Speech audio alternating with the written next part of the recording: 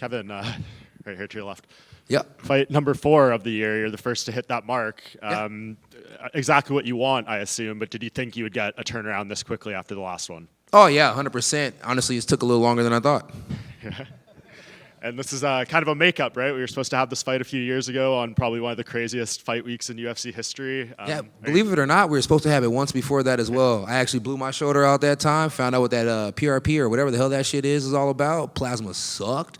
And then the second time we were supposed to run it, got my ass whooped by Chimaev. He kind of got his ass whooped by Jingalang, but the scoreboard said a W, so now we get out here and we said it right. Yeah, do you feel like you guys kind of owed this one to each other to finally do it? 100%. I'm a man of my word. You know, I told Wonderboy we'd stand up no matter what, and we stood up no matter what. And I told this guy no matter where we were in the rankings, we'd fight one day. I'm ahead and see if he can play catch up. Yeah, so the record for fights in a single year is 5. Yeah. We're at 4 now, and we're basically a little over halfway through the year. Yeah. So what is possible? It's 5 wins in a year, right? I believe, yeah, someone did 5, I think 6 fights maybe one time. So. Okay, so I got to do 7 just to go ahead and top the record. We're 4 down. I think we get Neil Magny after this one since he's one of those fellow guys that has 5 wins in a row in a year, right? Yep. So that'll be 5, you know what I mean? And then we'll go get the 5th win against somebody else, and then we'll just go ahead and, I don't know. I mean, I can fight a lot, to be honest with you. And 170 pounds I'm learning each time, it's just not that fucking hard to get to. Yeah, I think the other person who did it was Roger Huerta, but I don't think you'll be able to fight him. Who? Roger Huerta. Do you remember him? I never was that good with names, but I'm pretty sure he's a dog. He was the guy who was on the cover of the Sports Illustrated thing like all those years ago. But before you got into MMA, I think that happened. So that's probably before I was born. Yeah. Maybe. Yeah, so what month would you want to do the Magny fight if possible?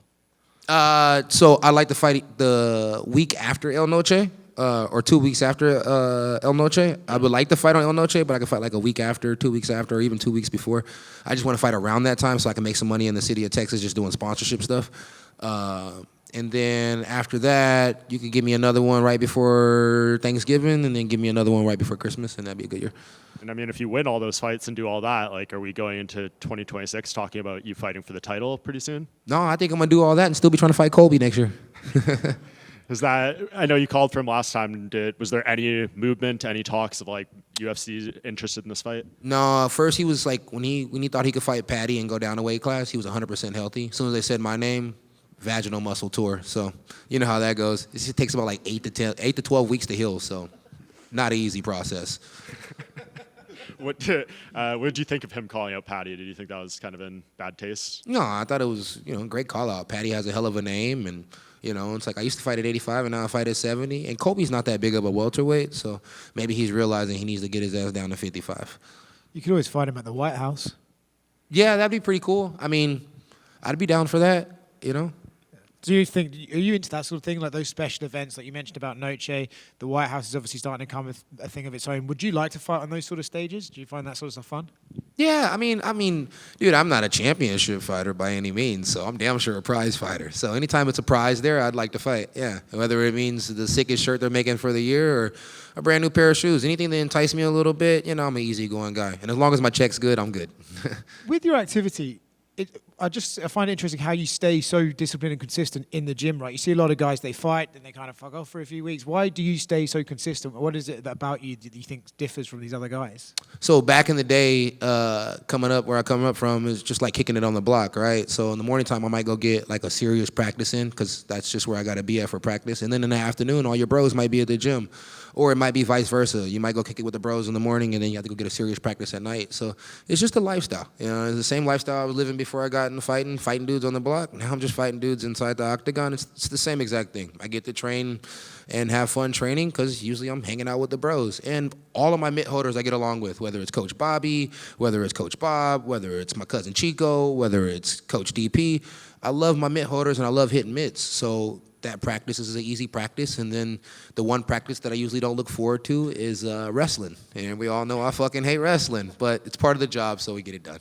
And do you do anything special for recovery, or are you just kind of fortunate in that you get out of these fights mostly unhurt? I know you had the injury with the Wonderboy and stuff. But. So anytime I'm feeling banged up and bruised up, I will make a trip to Houston ASAP, and I'll go see Dr. Tran. If I'm in camp and I'm able to do camp smart, I got a doctor out there, Dr. Tran. Everybody that lives in Houston that does athletics, they know Dr. Tran is the man. And I'm willing to put my money on him against anybody at the PI. So When I need recovery, I go see Dr. Tran. Other than that, I just smoke weed and fuck bad bitches. God bless. Thank you. That's it? What's up, Kevin? How you doing, bro? Pretty good yourself? Doing great, man. Is this your first time in New Orleans? I'd imagine no, right? Yeah, it actually Oh, is. wow. I live in Texas, but I never come down this far. Texas always calls it the boot, but if this is the fucking boot, this is one nice-ass boot. I'm talking about 100% alligator skin with a little oyster on it. Yeah, no, I figured out of anybody that's been in here that you would probably like New Orleans the most. I do. I absolutely love it. I love South. I love the South, period. Yeah. Like, I'm a down South type of guy, even though I'm from Cali. And I plan on absolutely coming back, shooting some gators or shooting whatever else they got out here to shoot. Hopefully we find some hogs. And you know the crowd gonna love it when you come out to Young Boy, which I mean, You already know. You okay, already know. I was just You hoping already know. so, man. You already know. Aside from being a UFC fighter, which you're great at, you have a part-time job, which I've noticed it's like being Batman. You know what I'm saying? Yeah. You've saved somebody from a shooting, a carjacking, and you even saved somebody from a tractor trailer being flipped over. They were stuck in that. Yeah. How do you multitask all this stuff to where you're like, you know what, man, I'm just gonna go save somebody's life right now? You know what? Young Boy got that song, They Scared to Go Outside.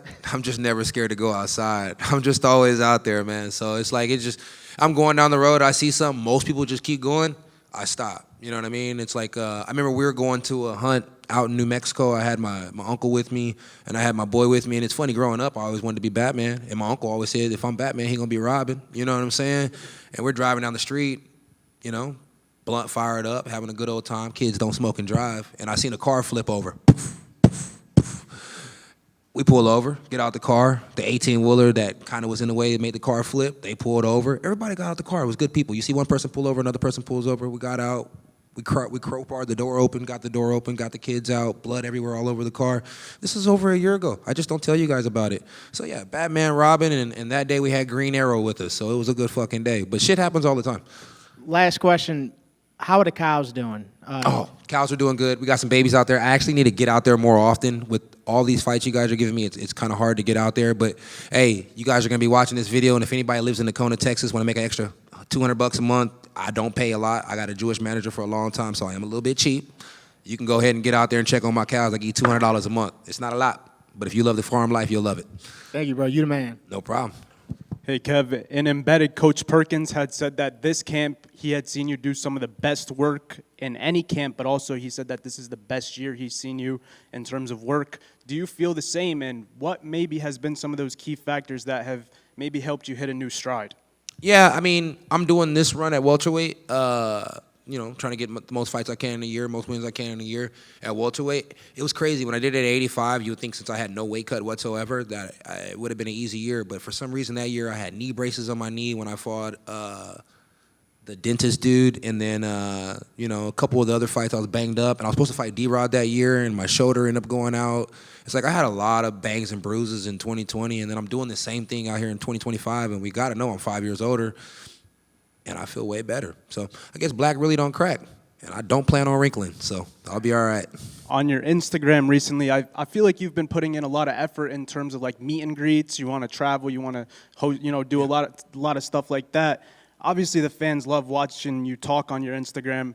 Would you ever consider some sort of public podcast? I think the fans would really enjoy that out of you. Yeah, I had a podcast going for a second. I had one going with my boy Dustin, and it was going fantastic. We were enjoying it. Realize, Recognize, and I'd like to get back to it. It's just the problem is he lives far, I live far, and I don't really think that it would be best for us to do it like that because it just missed so much time. But I think if I can I got a new gym being built, and so if I can put a little small podcast studio, off to the side in there, then I think that I'll be able to give the people what they want a little bit more, especially with all these UFC fights they always have going on, these slap matches, all these different things. Is like to be able to discuss some of these things that's going on with the people and just overall talk and maybe bring random fans on. That'd be fucking sick. So yeah, you're spot on. I need to get back to it. Yeah, man.